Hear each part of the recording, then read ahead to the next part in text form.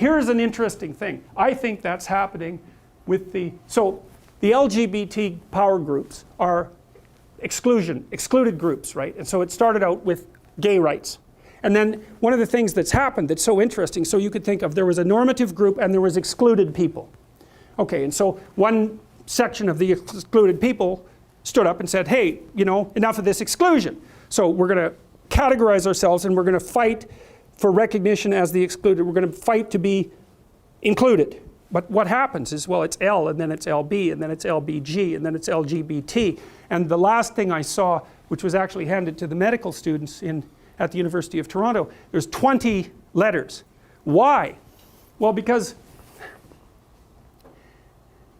you can't, this is tangentially related to this story only, you can't come up with a category of the things that don't fit inside categories. Because there's an infinite number of things that don't fit inside categories.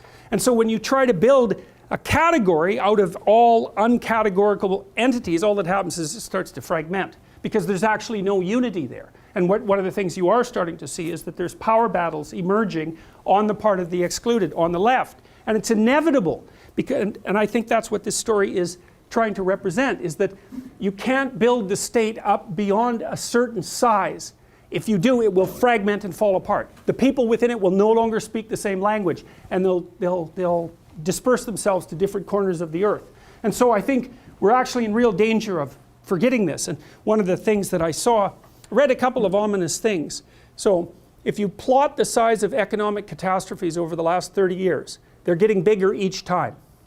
So that's scary. Now, part of that is because the world economy is getting bigger, and so maybe you have to control for that. But the magnitude of the chaos has been increasing with each collapse. Okay.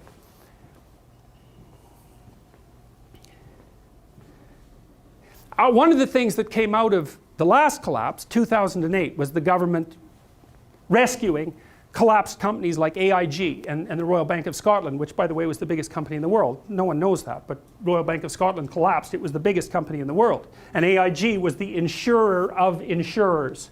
And so it collapsed too. They were rescued by the government, and maybe fair enough. But one of the motifs that came out of that was the idea of too big to fail. Well, this story says, wait a second. It says, too big means definite failure. It means inevitable failure.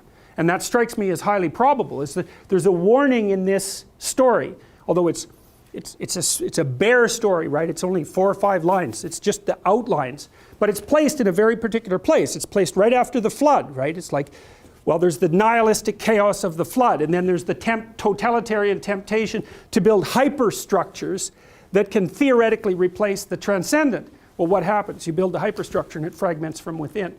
And then people don't speak the same language, and they you know, distribute themselves sort of chaotically on the surface of the earth. So, therefore is the name of it called Babel, because the Lord did there confound the language of all the earth. And from thence did the Lord scatter them abroad upon the face of all the earth. I think the other issue too is that what's the problem with the homogenization of a group? It's like you bring everyone into the group and then they're all the same. Uniformity. Well, the advantage is you can understand everyone. The disadvantage is there's no variability left, right? There's no variability. Everyone is a clone of everyone else. And that's great if you know where you're going and you know how to get there, but it's really, really bad if the underlying structure shifts on you, because the fact that you're adapted to one situation, hyper-adapted to one situation, might mean that you're completely not adapted to the next situation. You build groups that are too big and too homogeneous. They're effective, but only within the limited range of their map, and if the map no longer functions, then the whole thing sinks. And that's, I think, what happens in this particular story.